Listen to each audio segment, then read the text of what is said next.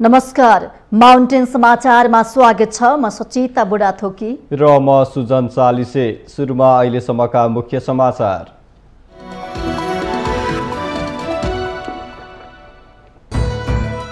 सत्तारूढ नेपाली कांग्रेसकी सांसद पुष्पा भुसाल प्रतिनिधि सभाको उपसभामुख पदमा निर्वाचित। भुसालको पक्षमा 148 मत र नेकपा एमालेकी प्रतिस्पर्धी विद्या भट्टराईलाई 93 मत। सरकारले चरम अनियमितता र सत्ताको दुरुपयोग गरिरहेको एमालेको आरोप। आर्थिक वर्ष सकिन लाग्दा स्वास्थ्य मन्त्रालयले ठूलो बजेट रकमान्तर गरेर आर्थिक अपचलन गरेको दावी।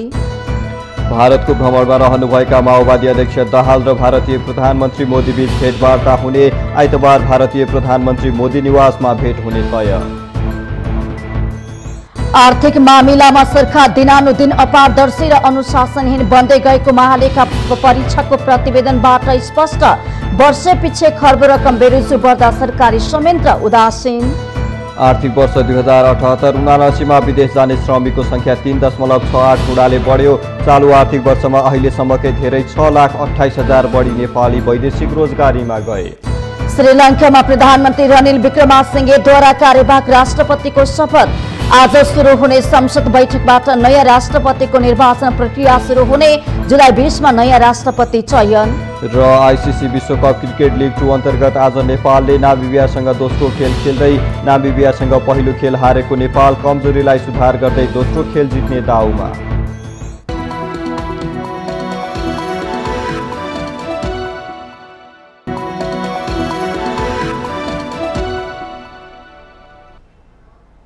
अब समाचार विस्तारमा। सत्तारूढ नेपाली कांग्रेसकी सांसद पुष्पा भुसाल प्रतिनिधि सभाको उपसभामुख पदमा निर्वाचित हुनुभएको छ।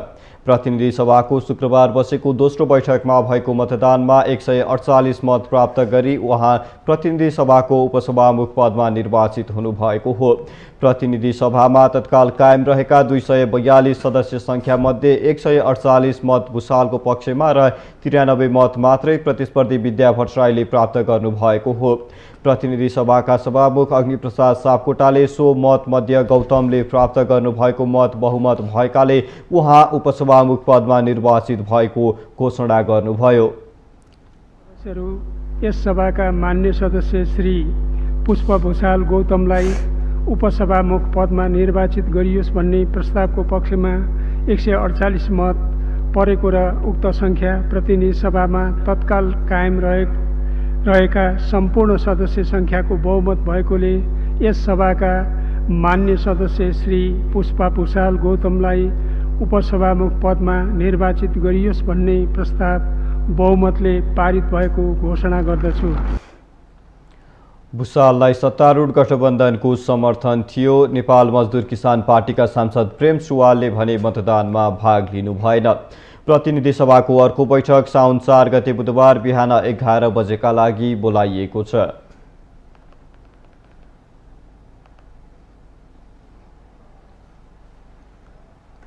विगत 3 वर्षदेखि रिक्त रहेको उपसभामुख पद शुक्रबार पूर्ति भएको छ। प्रतिनिधि सभाको कार्यकाल सकिने लाग्दा सरकारले उपसभामुख चयन गर्नुले संवैधानिक परिषदको बाटो सहज बनाउन खोजेको देखिन्छ। परिषदको सदस्य रहने उपसभामुख आफू अनुकूल चयन गरेपछि संवैधानिक आयोगको नियुक्ति सरकारको पोल्टामा पर्ने भएको छ। प्रतिनिधि सभाको उपसभामुख पदका लागि शुक्रबार भएको निर्वाचनबाट नेपाली कांग्रेसकी पुष्पा भुसाल उपसभामुख चुनिनु भएको छ। 2076 माघ 2 गते तत्कालीन उपसभामुख शिवमाया तुम्बा हाम्फेले पदबाट राजीनामा दिएपछि रिक्त पदमा भुसाल चयन हुनु भएको हो। प्रतिनिधि सभाको कार्यकाल सकिने बेलामा उपसभामुख चयनमा सरकार एकाएक तदारुक देखिँदा यसको गाँठो संवैधानिक परिषदसँग जोडिएको प्रश्न छ। संविधानको धारा 284 मा रहेको संवैधानिक परिषद सम्बन्धी व्यवस्था अनुसार परिषदमा प्रधानमन्त्री अध्यक्ष रहने गरी कुल 6 सदस्य रहने प्रावधान रहेको छ। प्रधान न्यायाधीश चोलेन्द्र शमशेर जबरा निलम्बित रहेको र उपसभामुख पद रिक्त रहेको अवस्थामा परिषदको बैठक बस्न सकिरहेको थिएन।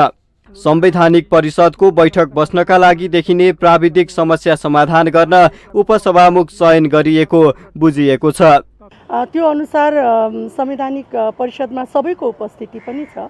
कार्यपालिका, न्यायपालिका र व्यवस्थापिका सबैको उपस्थिति पनि रहेको छ र त्यो उपस्थितिको माग बमोजिम नै उपसभामुखलाई संवैधानिक परिषदको एउटा सदस्यको रूपमा राखिएको छ र जुन अपेक्षा संविधानले संवैधानिक परिषदसँग गरेको छ त्यसमा आफ्नो भूमिका निर्वाह गर्नको लागि मलाई लाग्छ मैले इमानदारीपूर्वक नै प्रभावकारी ढङ्गबाटै एउटा समन्वयकारी भूमिकाको रूपमा मैले त्यहाँ आफ्नो भूमिका निर्वाह गर्नेछु। अब हामी सबैलाई थाहा छँदैछ हाम्रो देशको राजनीति धेरै सत्ताको खेलतर्फ केन्द्रित रह्यो।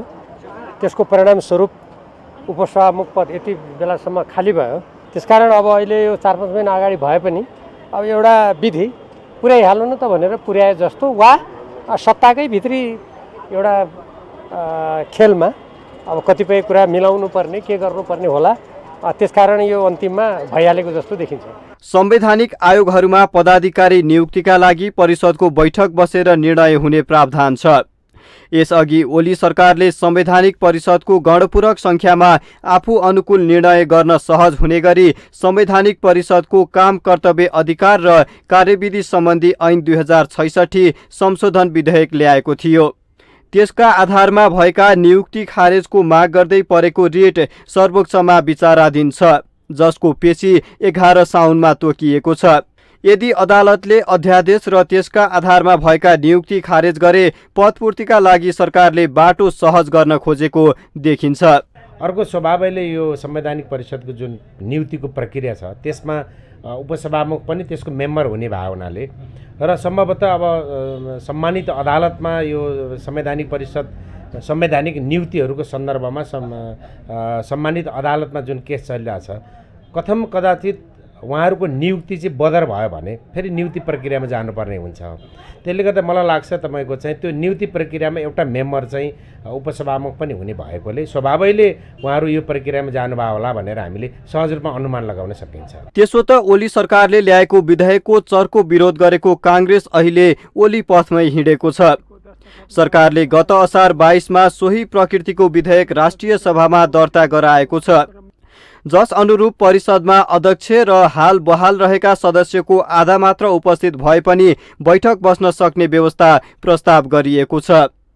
पार्टीभित्र र बाहिरैबाट यो कदमको व्यापक विरोध भएपछि उपसभामुख चयनको प्रक्रिया आफू अनुकूल हुने बुझाइका साथ देउवाले यो कदम चालेको देखिएको छ। परिषदमा सरकार पक्ष बलियो हुँदा संवैधानिक आयोगहरूमा खल्तीबाट नियुक्ति दिने विगतकै नजिरले निरन्तरता पाउने सम्भावना प्रबल देखिन्छ। माउन्टेन टेलिभिजन एचडीका लागि क्यामेरामा विवेक श्रेष्ठका साथमा सुजन चालिसेको रिपोर्ट। प्रमुख प्रतिपक्षी नेकपा एमाले सरकारले चरम अनियमितता र सत्ताको दुरुपयोग गरिरहेको आरोप लगाएको छ। एमालेको स्वास्थ्य तथा जनसङ्ख्या विभागले शुक्रबार चियासल स्थित पार्टीको केन्द्रीय कार्यालयमा पत्रकार सम्मेलन गरी ठूलो मात्रामा बजेट रकमान्तर गराएर स्वास्थ्य तथा जनसङ्ख्या मन्त्रालयले चरम अनियमितता र सत्ताको दुरुपयोग गरेको आरोप लगाएको हो। आर्थिक वर्ष सकिनु 3 दिन बाँकी रहँदा स्वास्थ्य तथा जनसङ्ख्या मन्त्रालयले ठूलो मात्रामा बजेट रकमान्तर गराएर आर्थिक अपचलन र पदीय दुरुपयोग गरेको पाइएको विभागका प्रमुख योगेश कुमार भट्टराईले दावी गर्नुभयो। चालु आर्थिक वर्षमा स्वास्थ्य मन्त्रालयमा मात्र 1 अर्ब 22 करोड बेरुजु आएको उल्लेख गर्दै एमाले सरकार आर्थिक अनुशासनमा पनि असफल भएको आरोप लगाएको छ। आर्थिक वर्ष सकिन 3 दिन बाँकी रहँदा पुरानो मितिमा निर्णय भएर ठूलो मात्रामा बजेटको रकमान्तर गर्नु स्वास्थ्य तथा जनसङ्ख्या मन्त्रालयको चरम अनियमितता र सत्ताको दुरुपयोग हो। वित्तीय अनुशासन र खर्च प्रणालीका हिसाबले यो गम्भीर आर्थिक अपचलन र पदीय दुरुपयोग पनि हो। एमाले संसदीय समितिहरूमा समेत छलफल नगराई स्वास्थ्य तथा जनसङ्ख्या सम्बन्धी विधेयक धमाधम पारित गरिरहेको भन्दै सरकारप्रति आक्रोश व्यक्त गरेको छ। स्वास्थ्य क्षेत्रको अनुसन्धान समेत कमजोर हुने गरी सरकारले स्वास्थ्य संस्था र स्वास्थ्य कर्मीहरूको सुरक्षा सम्बन्धी ऐन 2066 को संशोधन र औषधि ऐन 2035 को संशोधन गरेको उल्लेख गर्दै विभागका प्रमुख भट्टराईले यसमा आपत्ति जनाउनुभयो। स्वास्थ्य संस्था तथा स्वास्थ्य कर्मीको सुरक्षा सम्बन्धी ऐन 2066 को संशोधन र औषधि ऐन 2035 को संशोधन यसका उदाहरण हो। हतारमा ल्याइएको स्वास्थ्य कर्मी तथा स्वास्थ्य संस्थाको सुरक्षा सम्बन्धी ऐन संशोधन विधेयकले कतिपय विषयलाई सम्बोधन गरेको भए तापनि स्वास्थ्य कर्मीहरूले उठाइरहेको विषयको मुख्य माग जेल विदाउट बेलको भावनालाई समेट्न सकेको छैन। सरकारले कोरोना महामारीमा खटिएका स्वास्थ्य कर्मीहरूलाई अझै जोखिम भत्ता उपलब्ध नगराएको पनि एमालेले असन्तुष्टि जनाएको छ।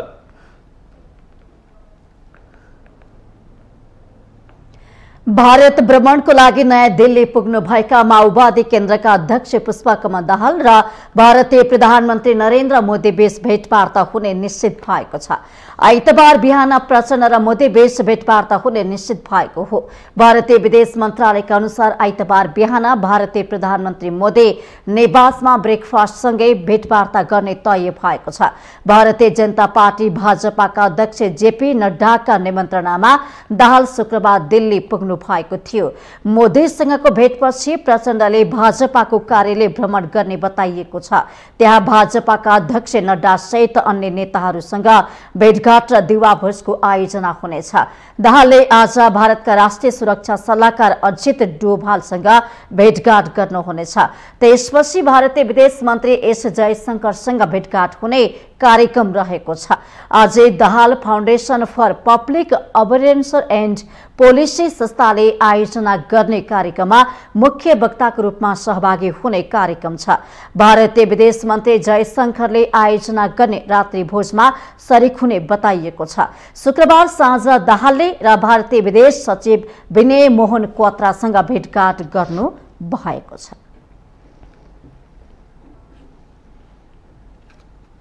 नेकपा एकीकृत समाजवादीका अध्यक्ष माधव कुमार नेपालले अमेरिकाको स्टेट पार्टनरशिप प्रोग्राम एसपीपी रद्द गरेकै कारण प्रधानमन्त्री देउवाको अमेरिका भ्रमण हुन नसकेको दावी गर्नुभएको छ।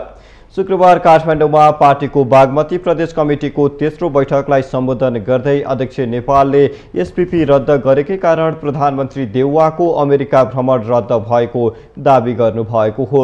अध्यक्ष नेपालले व्याख्यात्मक घोषणासहित एमसीसी पास गर्दा समेत अमेरिकीहरूको नेपाल भ्रमण बढेको र तिब्बती शरणार्थी शिविरमा पुगेर सरकारी गाडी अघिपछि लगाउने काम गरिरहेको टिप्पणी गर्नुभयो। त्यसको अभिन्न अङ्गको रूपमा व्याख्यात्मक टिप्पणी हो एउटा संसदको रेकर्डमा दर्ज गरिसकेपछि बल्ल त्यसलाई पास गरे के हुन्थ्यो? यथास्थितिमा पास हुने थिएन। यथास्थितिमा पास भएको भए के हुन्थ्यो? नेपालको राजनीति थाहा छ। व्याख्यात्मक टिप्पणी राख्दाखेरि त अमेरिकनहरूको लड्को लाग्न थाल्यो थियो। यहाँ आएर तिब्बती क्याम्पमा जान थाले सरकारी गाडी पछाडि घुमाएर। अध्यक्ष नेपालले आगामी प्रदेश र सङ्घको निर्वाचनको मिति कुनै पनि समयमा घोषणा हुन सक्ने भन्दै चुनावको तयारी गर्न पार्टीका नेता तथा कार्यकर्तालाई निर्देशन दिनुभयो। किन अब 4 महिना पहिले चुनावको मितिको घोषणा गर्नुपर्ने भएको हुनाले, मङ्सिरभन्दा पर जान सक्ने सम्भावना नभएको हुनाले चुनावको मितिको कुनै पनि बेलामा घोषणा हुन सक्छ। त्यो तयारीमा अहिलेदेखि जुट्नुहोस्। त्यो तयारीमा जुट्नका लागि अब तुरुन्तै पनि चुनावको मितिको घोषणा हुन सक्ने भएको हुनाले अहिलेदेखि नै कार्यकर्ताहरूको राम्रो विन्यास गर्नुहोस्। अध्यक्ष नेपालले एमालेलाई अहिले धेरै प्रहार गर्न नहुने बताउनुभयो। उहाँले आफ्नो पार्टीमाथि एमालेले अहिले प्रहार नगरेको उल्लेख गर्दै एमालेलाई पनि प्रहार गर्नु उचित नभएको उहाँको भनाइ छ। गृहमन्त्री बालकृष्ण खानले नेपाली नागरिकलाई नागरिकता प्रमाणपत्रबाट वञ्चित नगराउने प्रतिबद्धता जनाउनु भएको छ। शुक्रबारको प्रतिनिधि सभा बैठकमा नेपाल नागरिकता पहिलो संशोधन विधेयक 2049 माथि 79 माथि विचार गरियोस् भन्ने प्रस्तावमाथिको छलफलको क्रममा उठेका प्रश्नहरूको जवाफ दिँदै गृहमन्त्री खानले नेपाली नागरिकलाई नागरिकताको प्रमाणपत्रबाट वञ्चित नगराउने प्रतिबद्धता जनाउनु भएको छ। उहाँले संविधानले व्यवस्था गरेको नागरिकतासँग सम्बन्धित प्रावधानहरूको आधारशिलामा उभिएर नागरिकता सम्बन्धी विधेयक बनाइएको दावी गर्नु भएको छ। संविधान परिवर्तनीय रहेको भन्दै राजनैतिक दलहरूको सहमतिको आधारमा परिष्कृत गर्दै समय अनुकूल बनाउन सकिने उहाँको भनाइ छ। जस्तो अपरिवर्तनीय हुँदैन, हाम्रो संविधान पनि परिवर्तनीय छ। त्यसका आफ्ना प्रक्रियाहरू छन्, पद्धतिहरू छन्। यदि हाम्रो बीचमा सहमति भयो भने, आवश्यक बोध भयो भने, समय आयो भने संविधान पनि परिष्कृत हुँदै जान्छ। गृहमन्त्री खाण्डे सरकारले जस लिनको लागि नागरिकता सम्बन्धी विधेयक नल्याएको स्पष्ट पार्नुभयो। उहाँले दोषारोपण र जस अपजसबाट माथि उठ्न आग्रह समेत गर्नु भएको छ।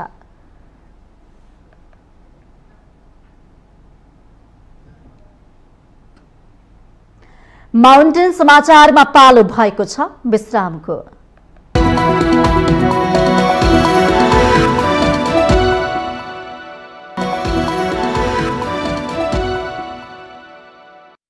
विश्रामपछि स्वागत छ। अब बाँकी समाचार। सरकारले जनताको पसिनामा कर लगाएर कमाएको पैसा खर्च गर्दा निश्चित कानुनी मापदण्ड र विधिको प्रयोग गर्नुपर्छ। तर सरकार दिनानुदिन अपारदर्शी र अनुशासनहीन बन्दै गएको तथ्य महालेखा परीक्षकको प्रतिवेदनले स्पष्ट गरेको छ। वर्षौंपछि खर्बौं रकम बेरोजु बढ्दा सरकारी संयन्त्र जिम्मेवार देखिँदैन। नेपाल सरकारको बेरोजु रकम 4 खर्ब 83 अर्ब 59 करोड 64 लाख रुपियाँ पुगेको छ। महालेखा परीक्षकको कार्यालयले 59औं वार्षिक प्रतिवेदनमा सरकारको बेरोजु रकम यति धेरै पुगेको देखाएको हो। पछिल्लो 1 वर्षमै सरकारको बेरोजु 1 खर्ब 15 अर्ब 5 करोड 50 लाख बढेको छ। सरकारले आर्थिक अनुशासन र पारदर्शितालाई प्राथमिकतामा राखेको दावी गर्दै आए पनि बढ्दो बेरोजुले त्यसलाई सधैँ चुनौती दिइरहेको छ। यति बेला मुलुकका सबै आर्थिक सूचकहरू खस्किरहेका छन्। सार्वजनिक ऋणको आकार बढेर 17 खर्ब नागिसकेको छ। व्यापार घाटा 29% उकालो चढेर 15 खर्ब 38 अर्ब नागेको छ। प्रदेश र स्थानीय सरकार समेत वित्तीय अनुशासनमा संघभन्दा कुनै अर्थमा फरक देखिन सकेका छैनन्। वर्षौंपछि यति धेरै रकम बेरोजु किन हुन्छ त? राष्ट्रप्रति अलिकति उत्तरदायित्व नभएको, संवेदनशील नभएको र आफ्नो त्यो पदमा हुँदाखेरि आएको बेरोजुलाई फर्सेट गर्नुपर्छ भन्ने त्यो खालको भोग पनि नभएको र मुख्य कुरा चाहिँ यसलाई सम्बोधन गर्नुपर्ने सुशासनको चेत पनि नभएको। त्यसकारणै यो बेरोजु छ भने अनुशासनहीनता, आर्थिक अनुशासनहीनता, एउटा जिम्मेवारीपनबाट आफूलाई चाहिँ च्युत गरेको, आफ्नो जिम्मेवारीपनलाई चाहिँ त्यति अलि गम्भीर रूपले नलिएको कारणले यसरी हुन्छ। महालेखा कार्यालयको प्रतिवेदनमा संघीय र प्रदेश सरकारी कार्यालय, स्थानीय तह, संगठित संस्था, समिति तथा अन्य संस्था समेतको 75 खर्ब 17 अर्ब 94 करोड रुपियाँ बराबरको लेखा परीक्षण गरिएको जनाएको छ। अघिल्लो वर्षको बाँकी बेरोजु 4 खर्ब 18 अर्ब 85 करोड रुपियाँ रहेको थियो। उक्त बेरोजु मध्ये गत वर्ष 50 अर्ब 29 करोड बराबर मात्रै फर्छौट भएको छ। तर राजनीतिक दलका नेताहरू बेरोजु बढ्नुमा फितलो कानुन र कमजोर नियमन निकाय भएको तर्क गर्छन्। पहुँचवाला दलका नेता अथवा चाहिँ पदाधिकारी गएर ल यो अहिले गर्दै गरौँ, पछि यसलाई मिलाउँदै जाम्ला भन्दाखेरि प्रमाणहरू नपुग्ने आदि इत्यादि दुई प्रकारका वास्तवमा कतिपय चाहिँ मिलान हुने प्रकृतिका बेरोजु हुन्छन्, कतिपय मिलान हुन नभइकन चाहिँ उनीहरूबाट असुलुपर गर्ने प्रकृतिकै बेरोजु हुन्छन्। त्यसकारण हाम्रो नेपालको कन्टेस्टमा दुवै खाले असुलुपरै गर्ने प्रकृतिका पनि काफी ठुलो मात्रामा चाहिँ बेरोजु देखिरहेछ। त्यसकारण अब यसका लागि त म के भन्छु भने एउटा विधिको स्ट्रिक्टली पालना, दोस्रो जो बेरोजुकर्ता छन् उनीहरूका नामहरू सार्वजनिक गर्ने, उनीहरूले तत्काल चाहिँ कि त प्रमाण ल्याएर दाखिला गर्नु पर्यो, होइन भने पैसा तिराउने तहमा राज्य यन्त्र जानुपर्छ। इच्छाअनुसार गाउँपालिकाको अध्यक्षले वा मेयरहरूले आफ्नो इच्छाअनुसार कुन कसरी खर्च गर्नुपर्ने र कसरी त्यसलाई फर्चौट गर्नुपर्ने त्यो सरकारको विषय छैन। उनीहरूले खालि एउटा के भने भोटको राजनीति, स्थायित्व विकासको लागि पनि छैन र बुझिन्छ कि अहिले नै निर्वाचन छ, निर्वाचनलाई नै बढी उनीहरूले केन्द्रित गरेर त्यस किसिमका यस्ता बजेटहरू विनियोजन गरिराखेका छन्, जसले गर्दाखेरि अनेक त्यहाँ चाहिँ विवादहरू र विभिन्न कारणले गर्दाखेरि त्यो फर्चौट हुन सकेको अवस्था छैन। महालेखा परीक्षकको 59औं प्रतिवेदन अनुसार संघीय सरकार अन्तर्गतका 3287 सरकारी कार्यालयको लेखा परीक्षण गरिएको हो। यस्ता निकायहरूमा गत वर्ष 28 खर्ब 20 अर्ब 37 करोडको लेखा परीक्षण भएकोमा 49 अर्ब 47 करोड रुपियाँ बेरोजु देखाएको छ। विभागीय मन्त्रालयले आफ्नो दायित्व निर्वाह नगर्ने, बेरोजु पनि फर्चौट नगर्ने र संसदीय समितिलाई समेत अटेर गर्ने परम्पराले मुलुकमा आर्थिक अनुशासनहीनता झन्झन मौलाउँदै गएको छ। माउन्टेन टेलिभिजन HD का लागि क्यामेरामा निखिल कपालीका साथमा बटुक राजगिरीको रिपोर्ट। एमालेकी सांसद पवित्रा निरौला खरेलले भारत र चीनबाट हतियार खरिदको लागि सरकारले ठूलो रकम छुट्याएको विषयबारे संसदलाई स्पष्ट पार्न प्रधानमन्त्री देउवासँग माग गर्नु भएको छ। शुक्रबार प्रतिनिधि सभा बैठकमा सांसद खरेलले संसद बाहिर हतियार खरिदको लागि सरकारले ठूलो रकम छुट्याएको चर्चा भएकोले गर्दै त्यसबारे संसदलाई तत्काल जानकारी गराउन प्रधानमन्त्री देउवासँग माग गर्नु भएको छ। उहाँले सो सम्बन्धमा प्रधानमन्त्री देउवाले बाहिर कुरा उठाए पनि संसदभित्र जानकारी नगराएको भन्दै आक्रोश व्यक्त गर्नु भएको छ। चाइना र भारतबाट तालमेल गरिरहेको कुराहरू बुझिएको छ र यस सम्बन्धमा संसदमा धेरै कुराहरू उठिरहेको छ र यस सम्बन्धमा प्रधानमन्त्रीज्यूले बाहिर कुनै कोठामा यस सम्बन्धमा चाहिँ हतियार ल्याइन्न भन्ने खालको कुराहरू उठाउनु भएको कुराहरू सुन्नमा आएको छ। तर यो सम्मानित सदनभित्र सम्मान्य प्रधानमन्त्री आएर किन यो कुराहरू भन्न सक्नुहुन्न? तत्काल सम्मान्य प्रधानमन्त्री संसदभित्र आएर यो कुरामा प्रश्न पार्नुपर्छ भन्ने म सभामुख मार्फत यो कुराहरू गर्न चाहन्छु। यसैगरी नेकपा एकीकृत समाजवादीकी सांसद सरला कुमारी यादवले सरकारले ल्याएको नागरिकता विधेयकले नेपालको राष्ट्रियता सबल बनाउने तर्क गर्नु भएको छ। उहाँले नागरिकताको विषयमा राजनीति नगर्न सांसदहरूलाई आग्रह गर्नुभयो। नेपालको राष्ट्रियता सबल बनाउने पक्षमा छ, यसमा राजनीतिक नगरौँ भन्ने मेरो अनुरोध छ। मान्यज्यूहरू, यस विधेयकमा रहेका मुख्य विषय र प्रशंसनीय कानुनी व्यवस्था भनेको 2072 असोज 3 अघि जन्मसिद्ध नेपाली नागरिकता प्राप्त गरी नागरिकले प्राप्त गर्ने गरी विधेयक ल्याएको छ। बैठकमा माओवादी केन्द्रकी सांसद पूर्ण कुमारी सुवेदीले नागरिकता विधेयक 2079 माथि राज्य व्यवस्था तथा सुशासन समितिले धेरै मेहनत गरेर सहमति जुटाएको प्रावधानहरू हटाएको भन्दै सरकारप्रति आक्रोश व्यक्त गर्नुभयो। त्यसकारण यो विषय पनि राम्रो विषय छ र कतिपय विषयहरू राम्रा छन्। फेरि पनि यहाँ चर्चा छलफल चलेको छ कि केही असहमतिहरू पनि राख्नु भएको छ। मलाई पनि के लाग्छ भनेदेखि अघिल्लो समितिले असाध्यै मेहनतका साथ गरेर समृद्ध बनाएर ल्याएका विषयहरू पनि सम्बोधन हुन सक्दा राम्रो हुन्छ। सांसद सुवेदीले गैर आवासीय नेपालीहरूलाई आर्थिक, सामाजिक र सांस्कृतिक अधिकार सहितको नागरिकता दिने प्रावधानबाट पनि सरकार पछि हटेको गुनासो गर्नु भएको छ।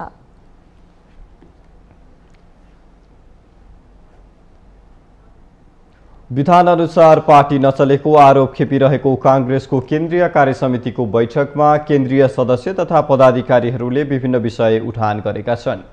शेखर समूहले सभापति शेरबहादुर देउवाले एकलौटी पार्टी चलाएको आरोप लगाउँदै आएको छ। संस्थापन पक्षले भने शेखर समूहले आधारहीन कुरा गरिरहेको र यसले पार्टी छविलाई धुमिल्याउने बताएको छ। स्थानीय निकायको निर्वाचनपछि पहिलो पटक बसेको नेपाली कांग्रेसको केन्द्रीय कार्यसमिति बैठकमा विभिन्न विषयहरू उठेका छन्। बैठकको पहिलो दिन सोमबार भातृ संगठनहरूले पार्टी केन्द्रीय कार्यालय सानेपामा केन्द्रीय समितिलाई पूर्णता दिनुपर्ने माग गर्दै प्रदर्शन समेत गरे। स्थानीय निर्वाचनको समीक्षा, गठबन्धनको भूमिका, भातृ र शुभेच्छुक संस्था लगायतका विषयमा बैठक केन्द्रित हुने भनिए पनि अन्य धेरै विषयले बैठकमा प्रवेश पायो। सभापति देउवा पार्टीमा सबैलाई समेटेर जान असफल भएको शेखर पक्षको आरोप छ। संस्थापन पक्षका नेताहरू भने सभापतिको बचाउमा देखिएका छन्। स्थानीय चुनावमा गठबन्धन गरे पनि प्रदेश र संघको निर्वाचनमा गठबन्धन गर्ने कि नगर्ने विषयमा पनि कांग्रेसमा फरक मत प्रकट भएका छन्। केन्द्रीय कार्यसमिति बैठकमा सभापति देउवामाथि सरकार र पार्टी दुवैको सञ्चालनमा असफल रहेको विषय पनि उठेको छ। शेखर पक्षले पार्टी नेतृत्व प्रति अनावश्यक टिप्पणी गर्ने गरेको भन्दै संस्थापन पक्ष रुष्ट बनेको छ। अब हाम्रो पार्टी सभापति कस्तो हुनुहुन्छ भन्ने तपाईहरु सबैलाई थाहा नभएको कुरो होइन। उहाँ सहमति नलिकन सारा साथीहरूको चाहिँ सरसल्लाह नलिकन निर्णय नै गर्नु, त्यही हुनाले कतिपय निर्णयहरू ढिला हुन्छ। किनकि उहाँ चाहिँ सहमति खोज्नुहुन्छ, बहुमत हुँदा पनि प्रयोग गर्नुहुन्न कि सबै साथीहरूलाई चित्त बुझाउँछु भनेर हिँडिरहनु भएको छ। त्यो हुँदै पनि फेरि पार्टी सभापतिलाई दोष दिइरहने त कुरो चाहिँ आउँदैन।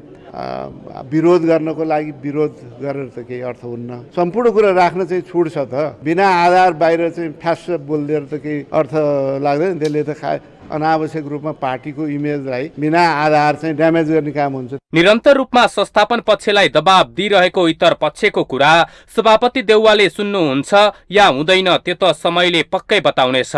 भागबण्डा खोज्न नेतृत्वको आलोचना गर्ने गरेको आरोप खेपिरहेको संस्थापन इतर पक्षले कांग्रेसको गरिमा र व्यवहार बचाउन खोजेको बताउँदै आएको छ। राजनैतिक विश्लेषक डाक्टर सुरेश आचार्य शेखर समूहले आफ्नो उपस्थिति बलियो बनाउन गरिएको प्रयत्न मात्र भएको भन्दै राजनीतिमा सकेसम्म अरूलाई दबाउनै खोज्ने परिपाटीलाई सामान्य लिनुहुन्छ। आफ्नो उपस्थिति बलियो बनाउनको लागि गरिएको शेखरको चाहिँ कोइराला पक्षीय चाहिँ एउटा प्रयत्न हो। तपाईको राजनीतिमा सकभर त दबाउने नै हो नि त, उनीले त नसकेपछि कम्प्रोमाइज गर्ने हो कि। र मैले भने डेमोक्रेसीमा समेट्ने सबैलाई लिएर जाने सैद्धान्तिक कुरो हो, तर व्यवहारिक कुरो के हुँदो रहेछ भने आफू भइसकेपछि आफ्नो सहजताको प्रयत्न खोजी हुन्छ। त्यो सहजताको खोजीमा शेरबहादुर देउवाजी हुनुहुन्छ र उहाँले आफ्नै मान्छेलाई लिएर अगाडि बढ्न सक्ने स्थितिमा हुनुहुन्छ र हिजोको भन्दा उहाँ अहिले केन्द्रीय समितिमा बलियो उपस्थिति हुनुहुन्छ। उहाँलाई विभाग गठन गर्न पनि कठिन छैन। अब यसलाई तपाईँले असहज नभने स्वाभाविक राजनीतिक पार्टीभित्रको प्रक्रिया हो। पार्टीको विधान अनुसार विभागहरू समेत गठन गर्न नसकेको भन्दै शेखर पक्षले सभापति देउवाको सार्वजनिक रूपमै आलोचना मात्रै गरेको छैन, सरकारको कामकारबाहीको विषयमा पनि आवाज उठाउँदै आएको छ। गुडगत भेला गरेर असन्तुष्टि सार्वजनिक गरेको शेखर समूहले पार्टीमा विधि र पद्धतिको लागि उठाएका विषयहरूले कतिको प्राथमिकता पाउँछ बैठकको निष्कर्ष पछि नै थाहा हुनेछ। माउन्टेन टेलिभिजन एसटीका लागि नवराज पौडेलको रिपोर्ट। सर्वोच्च अदालतले धीरज प्रताप सिंहलाई नेपाल प्रहरीको महानिरीक्षक आईजीपी बनाउने सरकारको निर्णय विरुद्ध परेको रिट खारिज गरेको छ।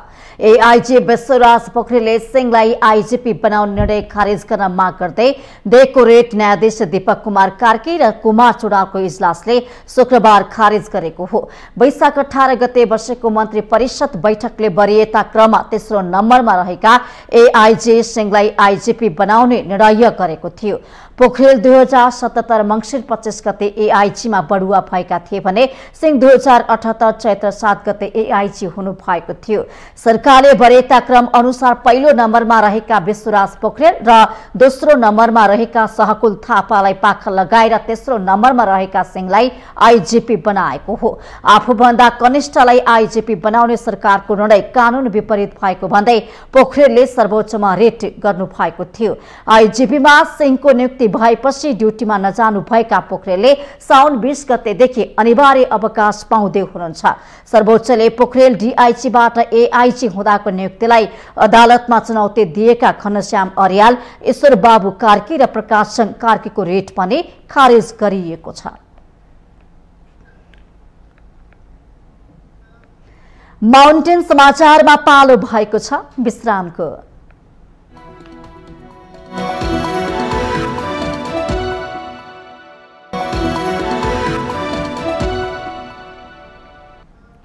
विश्रामपछि स्वागत छ। अब बाँकी समाचार। नेपालमा पेट्रोलियम खानीको प्रचुर सम्भावना रहे पनि यकिन गर्न नसक्दा खानीहरू बेवारिसे बनेका छन्। पेट्रोलियम पदार्थमा परनिर्भर रहनु परेको नेपालमा 10 वटा खानी रहेको मानिएको छ। सन् 2019 देखि चीनको आर्थिक तथा प्राविधिक सहयोगमा दैलेखमा पेट्रोलियम पदार्थको विस्तृत अन्वेषण कार्य अघि बढाइएको छ। तर कुनै पनि ठाउँमा सरकारले गहन अनुसन्धान र अध्ययन गर्न नसक्दा सञ्चालन र सदुपयोग हुन सकेका छैनन्। सरकारले सञ्चालनको लागि चासो र उत्सुकता नदेखाउँदा आफ्नै देशमा भएको पेट्रोल खेर गइरहेको छ। मोरङको बेलबारी नगरपालिका वडा नम्बर 8 बाहुनीमा रहेको पेट्रोल खानीको अवस्था दयनीय बन्दै गएको छ। सरकारले चासो नदिँदा पेट्रोल खानी जीर्ण बन्दै गएको हो। अन्वेषण गर्न बनेका भवन भग्नावशेष भइसकेको छ भने अन्वेषण गर्न ल्याएको कच्चा पदार्थहरू नष्ट भएका छन्। सरकारले बेला बेला आएर हेर्न बाहेक अन्य काम गरेको छैन। सालतिर सर्वे होला अनि त्यहाँ यहाँ डिलिङ गर्यो, 45 सालमा डिलिङ गर्यो। यहाँ खै त्यहाँ छ छैन सरकारले जान्दा कि इन्डियाको दबाबले भन्छन्, तर थाहा भएन हामीलाई। सरकारले यहाँ हाम्रा 2 जना छन्, एकजना गौतम एकजना रियालले। त माटो हो, फेरि गाडी ल्याउँथ्यो, त्यो त्यही हालेर डिलिङ गर्थ्यो। त्यो के हो अब अहिलेसम्म बोरा सोरा पोतेर गइसक्यो। घर छोत्रिसक्यो। 2045 सालमा सरकारको सहयोगमा निजी विदेशी कम्पनीले मोरङको बाहुनीमा पेट्रोल खानीको अन्वेषण गरे पनि सरकारले त्यसलाई निरन्तरता दिन नसकेको स्थानीयको गुनासो छ। उक्त कम्पनीले 6 महिना लगाएर 3.5 किलोमिटरसम्म जमिन छेडेर अध्ययन गरेको 34-35 वर्ष भइसक्दा पनि उक्त स्थानमा सरकारले कुनै काम गरेको छैन। पहिले बन्दुक पड्काउँदा आयो, बम पड्काउँदा आयो, अनि यो के गरेको त यो तेल खोजेको अरे भनौँ। त्यस पछाडि आएर बाटो बनायो र आएर डोजरहरू लिएर सम्झायो। त्यस पछाडि आएर तेल खोल्ने गरेर आएर 2 वर्ष यहाँ बस्यो पनि, त्यहाँमै बसेर तन्न बसेर खोज्यो, डिलिङ गर्थ्यो यहाँ। त्यस पछाडि 2 वर्ष पछाडि उठेर गयो। 2045 सालमा चाइना कम्पनीले आएर अनुसन्धान पूरा गरी नेपाल सरकारलाई जिम्मा लगाएको हो। अहिले खानी आसपासको क्षेत्र गौचरणमा परिणत भइसकेको छ। केही भएको छैन, बेला बेला आउँछन् अफिसबाट हेर्दै गर्छन्, यसो निक्ति सिक्ति के करार भयो 6 महिनामा दिनु पर्यो निक्ति, अनि त्यही हेर्दै गर्छन्। सरकारको व्यवस्थाका कारण हाल उक्त स्थान जंगलमा परिणत भएको छ। सरकारको मुख्य समस्या पेट्रोलियम पदार्थको खानी स्वदेशमा नै रहे पनि आफूसँग भएका खानी सञ्चालन गर्न सकेको छैन। बेलबारी 8 बाहुनीमा 4969 वर्गमिटर जमिन खानी तथा भूगर्भ विभागले किनेको छ। अहिले खानी सञ्चालनका लागि विदेशबाट मगाइएका सामानहरू बेबारिसे भई खेर गइरहेको स्थानीयको भनाइ छ। जिल्लाका इटा व्यवसायीहरू पलायन हुने अवस्थामा पुगेका छन्। मौसम, कामदार र बजार भावले दुःख दिने हुँदा लगानी अनुसारको प्रतिफल नपाएकोले उनीहरू पलायन हुने अवस्थामा पुगेका हुन्। लगानी अनुसारको प्रतिफल नपाउँदा सुनसरी मोरङ क्षेत्रका इटा व्यवसायीहरू व्यवसाय नै छाड्नुपर्ने अवस्थामा पुगेका छन्। पहिलेदेखि नै गर्दै आएको पेसा एकैपटक चटक्क छाड्न नसकेर मात्रै झुन्डिएको उनीहरूको भनाइ छ। उद्योग चलाएर नाफा होइन घाटा मात्र भएको इटा व्यवसायीहरूको गुनासो छ। मौसम तथा कामदार र बजार भावले दुःख दिने साथै व्यवस्थापकीय पक्षमा पनि समस्या बेहोर्नु परेकाले व्यवसायबाट पलायन हुनुपर्ने बाध्यता सृजना हुन थालेको हो। व्यवसायका लागि कच्चा पदार्थको अभाव समेत झेल्नु परेको छ। भारतबाट आउने गरेको कोइला अहिले बन्द छ। भारतबाट आउने कच्चा पदार्थ बन्द भएसँगै अमेरिका र इन्डोनेसियाबाट कोइला आउने गरेको छ, जसमा कोइलाको मूल्य अत्याधिक वृद्धि भएको कारण इटा उद्योग टिकाउन समस्या भएको बताइएको छ। हालसम्म हामीले अहिले कमसेकम 45 रुपियाँदेखि 46 रुपियाँ पर केजी सम्मको हिसाबले पनि कोइला खरिद गरेर इटा उत्पादन गर्दै आएका छौँ। त्यो पनि आजको स्थिति हेर्ने हो भने चाहिँ मलाई लाग्छ आजको अन्तर्राष्ट्रिय डलरको तुलनामा हेर्दाखेरि 60 देखि 65 रुपियाँको बिचमा चाहिँ कोइलाको मूल्य छ भन्ने खालको आइरहेछ। र कोइलाको त्रासले गर्दाखेरि चाहिँ आउने सिजनको इटा उद्योग पनि उत्पादन हुन नसक्ने देखिन्छ। आजको तुलनाले हेर्ने हो भने कुनै पनि उद्योगीहरूले त्यो कोइला लिएर आएर इटा बनाउनको लागि कसैलाई आँट पुगेको अवस्था आजसम्म देखिँदैन। पछिल्लो समय इटा उद्योग सञ्चालन गर्न माटोको मूल्य समेत बढेको छ। जमिन किनेर उद्योग सञ्चालन गर्न कसैले पनि नसक्ने अवस्था आएको व्यवसायी बताउँछन्। सुनसरी मोरङमा जग्गाको भाउ अधिक भएकोले जग्गा किनेर व्यवसाय गर्न ठूलो लगानी चाहिन्छ। जग्गा भाडामा लिएर सञ्चालन गर्दा विभिन्न समस्याहरू आइपर्ने गरेको छ। जग्गा लिजमा लिए पनि त्यहाँको माटो प्रयोग गर्न कसैले पनि दिँदैन। अन्यत्रबाट माटो ल्याएर मात्रै इटा बनाउनु पर्ने बाध्यता रहेको छ। इन्धनमा उच्च मूल्य वृद्धि भएको कारणले इटाको मूल्यमा वृद्धि हुन सकेन। त्यसले गर्दाखेरि त्यस पश्चात कोरोना समाप्त भइसकेपछि पनि देशमा आर्थिक मन्दीको कारणले विकास निर्माणका कार्यहरू, भवनहरू जुन बन्थे पहिलेको रेसियोमा त्यो कम भएको कारणले आज इटा चाहिँ जति पनि आज बजारमा बिक्री हुनुपर्ने त्यो बिक्री हुन सकेको छैन। आज गत वर्षको तुलनामा यो आर्थिक वर्षमा हामीले करिबन 25% पनि बिक्री भएको छैन। आज इटा व्यवसायहरूको अवस्था ज्यादै नै नाजुक छ। सुनसरी र मोरङमा 60 वटा हाराहारी इटा उद्योग छन्। सरकारले कुनै सहुलियत र सुविधा नदिएको इटा उद्योगीको गुनासो छ। सुनसरी मोरङमा उत्पादित इटा गुणस्तरको हिसाबले उच्च मानिन्छ। सरकारले उद्योग सञ्चालनका लागि माटोमा सहजता, दोहोरो करबाट मुक्ति दिनुका साथै अन्य सहुलियत र सुविधा दिएमा व्यवसायीलाई राहत हुनेछ। माउन्टेन टेलिभिजन एचडीका लागि सुनसरी सहकर्मी विनोद आचार्यको रिपोर्ट।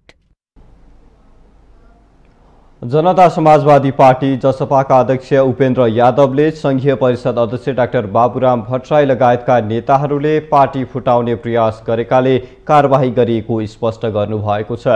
शुक्रबार वीरगञ्जमा पत्रकार सम्मेलन गर्दै अध्यक्ष यादवले संघीय परिषद अध्यक्ष डाक्टर बाबुराम भट्टराई लगायतका 9 जना नेताहरूले पार्टीको एकता तोड्ने प्रयास गरेकाले कारबाही गरिएको स्पष्ट गर्नुभएको हो। जसपाको केन्द्रीय समिति बैठकले डाक्टर भट्टराई सहित गंगानारायण श्रेष्ठ, प्रशान्त सिंह, रमेश यादव, हिसिला यामी र भक्तबहादुर शाह लगायतका नेताहरूलाई पार्टीको सम्पूर्ण जिम्मेवारीबाट मुक्त गरिएको जानकारी दिनुभयो। कारबाहीमा पर्ने नेताहरूले पार्टीको हित विपरीत काम गरेको, पार्टीको सिद्धान्त विपरीत अभिव्यक्तिहरू दिएको र छुट्टै पार्टी खोल्ने निर्णय गरेको उहाँको भनाइ छ। 9 जना प्रमुख भूमिका खेल्नेहरूलाई पार्टीको हित विपरीत, पार्टीको एकतालाई तोड्ने प्रयास गरेको र पार्टीको जुन घोषित लक्ष्य छ, उद्देश्य छ, सिद्धान्तका विपरीत अभिव्यक्तिहरू दिएको र छुट्टै पार्टी खोल्ने निर्णय समेत, नयाँ पार्टी स्थापना गर्ने भन्ने निर्णय समेत गरिसकेको अवस्थामा उहाँहरूलाई पार्टीको मा सम्हालेका पद र सम्पूर्ण जिम्मेवारीबाट मुक्त गरिएको छ। अध्यक्ष यादवले सरकारले संसदमा पेश गरेको नागरिकता सम्बन्धी विधेयकलाई फास्ट ट्र्याकमा पारित गर्नुपर्नेमा जोड दिनुभयो। उहाँले फास्ट ट्र्याकमा पारित गर्न गठबन्धनमा समझदारी पनि बनेको स्पष्ट पार्नुभयो। कुनै पनि प्रकारका नागरिकता लिएका या नेपाली नागरिकका सन्तानले वंशजको नागरिकता पाउनेछ या वंशजको नागरिक हुनेछ भन्ने आशयका साथ अहिले जुन विधेयक भएको छ, यसलाई यही सदनबाट फास्ट ट्र्याकमा गएर भए पनि पारित गर्नुपर्छ भन्ने चाहिँ के छ भन्दाखेरि गठबन्धनमा समझदारी भइसकेको छ। अब सुरु भइसक्यो प्रक्रियाहरू, अगाडि पास हुन्छ, चाँडै पास हुन्छ भन्ने हामी। जसपामा विवाद बढेपछि संघीय परिषद अध्यक्ष डाक्टर बाबुराम भट्टराई पक्षको केन्द्रीय समितिको बैठक काठमाडौँमा बसिसकेको छ। यादव पक्षको यो निर्णयसँगै जसपा औपचारिक विभाजनको नजिक पुगेको छ भने बाबुराम भट्टराई पक्षले नयाँ पार्टी गठन गर्ने तयारी थालेको बताइएको छ।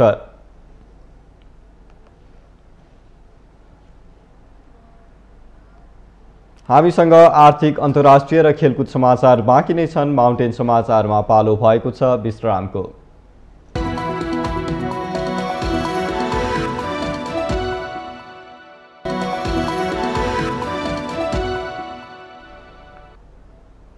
विश्रामपछि स्वागत छ। अब पालो आर्थिक समाचारको।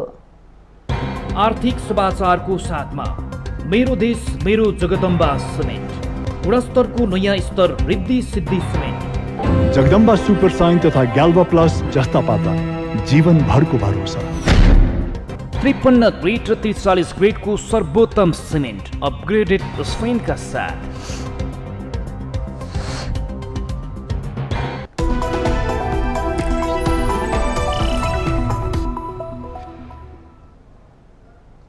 वैदेशिक रोजगार विभागले आर्थिक वर्ष 78-79 मा विदेश जाने श्रमिकको संख्या 3.68 गुणाले वृद्धि भएको जनाएको छ।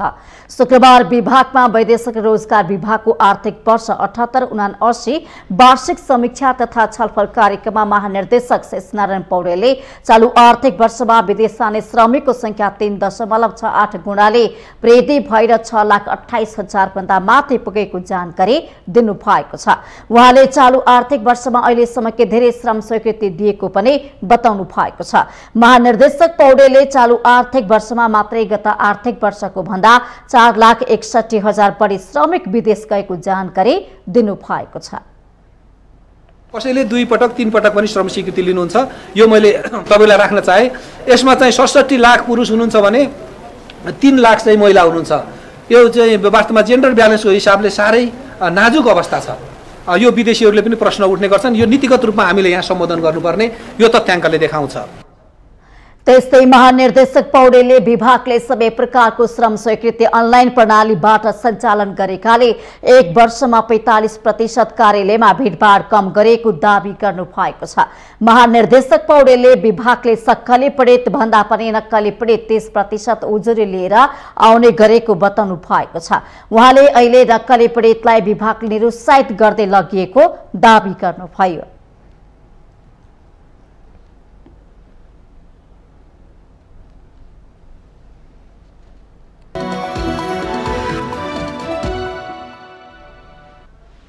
विश्रामपछि स्वागत छ। हामी माउन्टेन समाचारको अन्त्यमा आइपुगेका छौं। जाँदा जाँदै मुख्य समाचार पुनः एकपटक।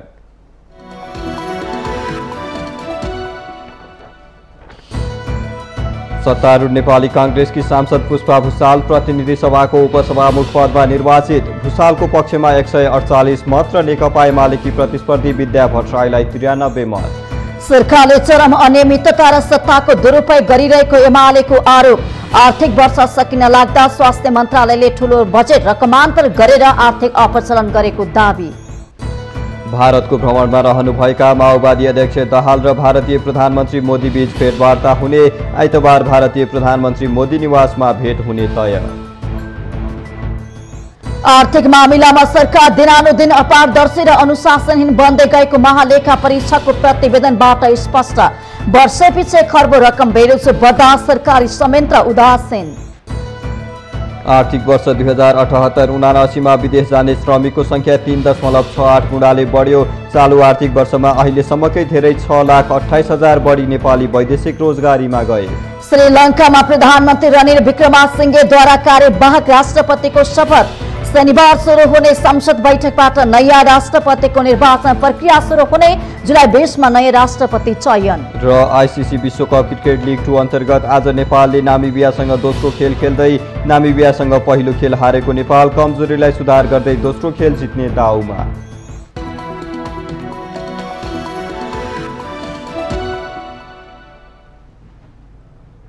माउन्टेन समाचार अहिलेलाई सकियो। सत्य, तथ्य र निष्पक्ष समाचारको लागि माउन्टेन टेलिभिजन HD हेर्दै रहनुहोला। नमस्कार।